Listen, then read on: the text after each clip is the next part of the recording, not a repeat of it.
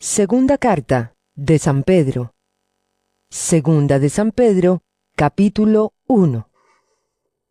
Simón Pedro, siervo y apóstol de Jesucristo, a los que por la justicia de nuestro Dios y Salvador Jesucristo han recibido una fe tan preciosa como la nuestra, que abunden en ustedes la gracia y la paz por medio del conocimiento que tienen de Dios y de Jesús, nuestro Señor.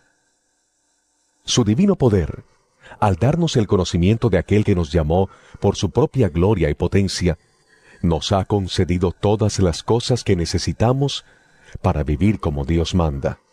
Así Dios nos ha entregado sus preciosas y magníficas promesas para que ustedes, luego de escapar de la corrupción que hay en el mundo debido a los malos deseos, lleguen a tener parte en la naturaleza divina.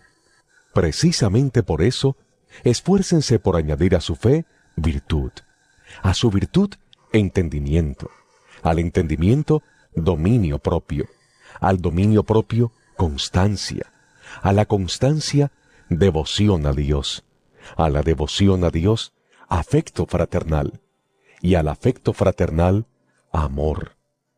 Porque estas cualidades, si abundan en ustedes, les harán crecer en el conocimiento de nuestro Señor Jesucristo, y evitarán que sean inútiles e improductivos.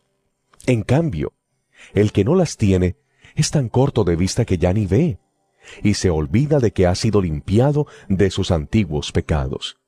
Por lo tanto, hermanos, esfuércense más todavía por asegurarse del llamado de Dios, que fue quien los eligió. Si hacen estas cosas, no caerán jamás, y se les abrirán de par en par las puertas del reino eterno de nuestro Señor y Salvador Jesucristo.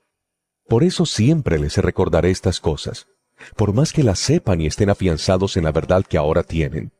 Además, considero que tengo la obligación de refrescarles la memoria mientras viva en esta habitación pasajera que es mi cuerpo, porque sé que dentro de poco tendré que abandonarlo, según me lo ha manifestado nuestro Señor Jesucristo.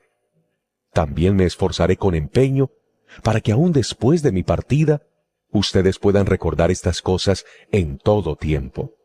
Cuando les dimos a conocer la venida de nuestro Señor Jesucristo en todo su poder, no estábamos siguiendo sutiles cuentos supersticiosos, sino dando testimonio de su grandeza, que vimos con nuestros propios ojos. Él recibió honor y gloria de parte de Dios el Padre, cuando desde la majestuosa gloria se le dirigió aquella voz que dijo: «Este es mi Hijo amado, estoy muy complacido con él».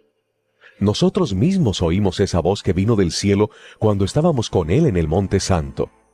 Esto ha venido a confirmarnos la palabra de los profetas, a la cual ustedes hacen bien en prestar atención, como a una lámpara que brilla en un lugar oscuro, hasta que despunte el día y salga el lucero de la mañana en sus corazones. Ante todo, tengan muy presente que ninguna profecía de la Escritura surge de la interpretación particular de nadie, porque la profecía no ha tenido su origen en la voluntad humana, sino que los profetas hablaron de parte de Dios, impulsados por el Espíritu Santo.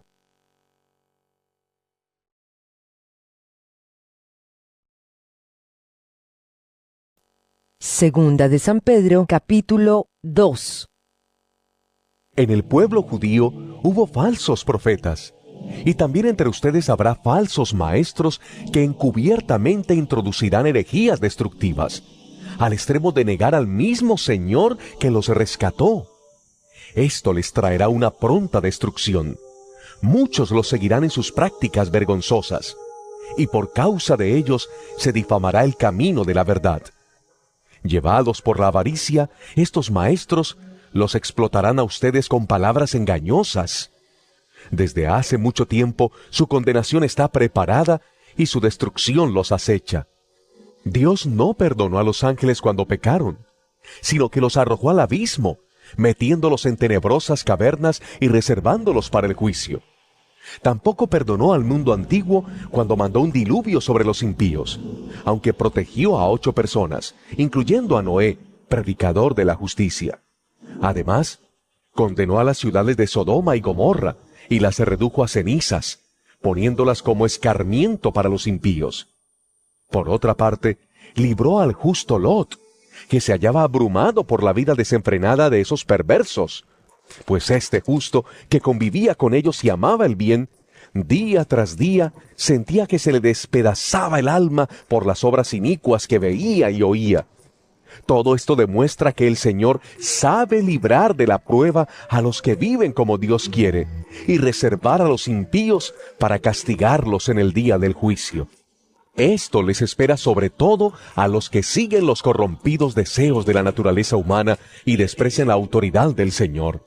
Atrevidos y arrogantes que son, no tienen reparo en insultar a los seres celestiales, mientras que los ángeles, a pesar de superarlos en fuerza y en poder, no pronuncian contra tales seres ninguna acusación insultante en la presencia del Señor. Pero aquellos blasfeman en asuntos que no entienden. Como animales irracionales, se guían únicamente por el instinto, y nacieron para ser atrapados y degollados. Lo mismo que esos animales, perecerán también en su corrupción, y recibirán el justo pago por sus injusticias. Su concepto de placer es entregarse a las pasiones desenfrenadas en pleno día. Son manchas y suciedad que gozan de sus placeres mientras los acompañan a ustedes en sus comidas. Tienen los ojos llenos de adulterio y son insaciables en el pecar. Seducen a las personas inconstantes. Son expertos en la avaricia, hijos de maldición. Han abandonado el camino recto y se han extraviado para seguir la senda de Balán, hijo de Bosor, a quien le encantaba el salario de la injusticia. Pero fue reprendido por su maldad. Su burra, una muda bestia de carga, habló con voz humana y refrenó la locura del profeta.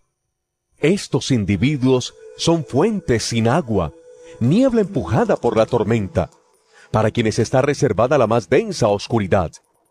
Pronunciando discursos arrogantes y sin sentido, seducen con los instintos naturales desenfrenados a quienes apenas comienzan a apartarse de los que viven en el error.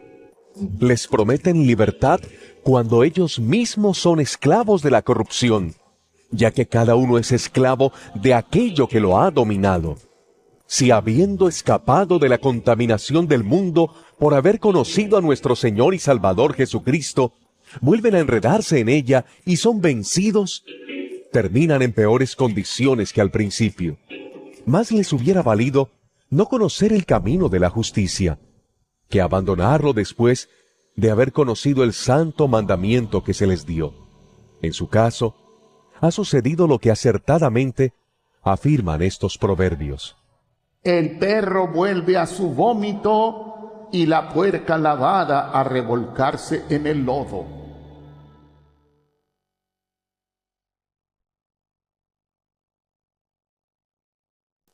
Segunda de San Pedro, capítulo 3.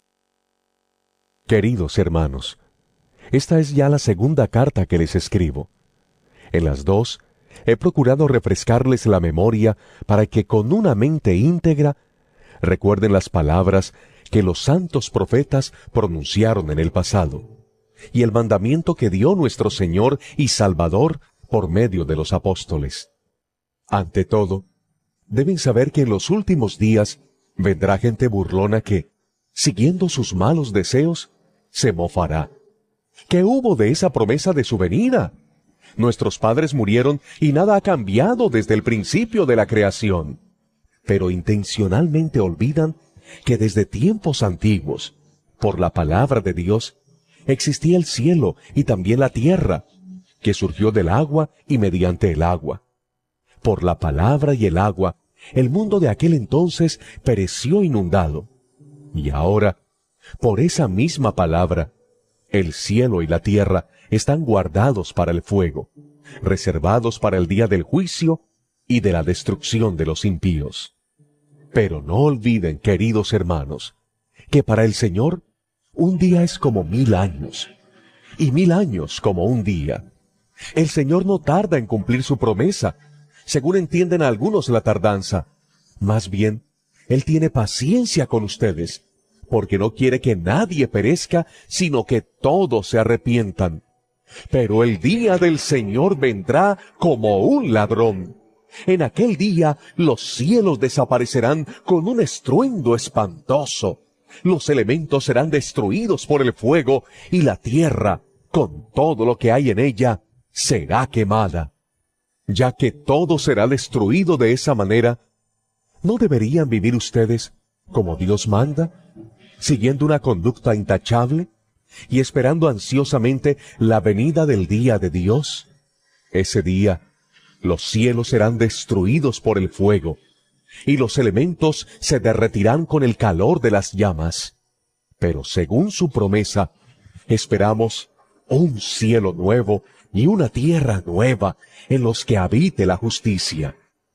Por eso, queridos hermanos, mientras esperan estos acontecimientos, esfuércense para que Dios los halle sin mancha y sin defecto, y en paz con Él. Tengan presente que la paciencia de nuestro Señor significa salvación, tal como les escribió también nuestro querido hermano Pablo, con la sabiduría que Dios le dio. En todas sus cartas se refiere a estos mismos temas. Hay en ellas algunos puntos difíciles de entender, que los ignorantes e inconstantes tergiversan, como lo hacen también con las demás escrituras, para su propia perdición. Así que ustedes, queridos hermanos, puesto que ya saben esto de antemano, manténganse alerta, no sea que, arrastrados por el error de esos libertinos, pierdan la estabilidad y caigan. Más bien, crezcan en la gracia y en el conocimiento de nuestro Señor y Salvador Jesucristo. A Él sea la gloria ahora y para siempre. Amén.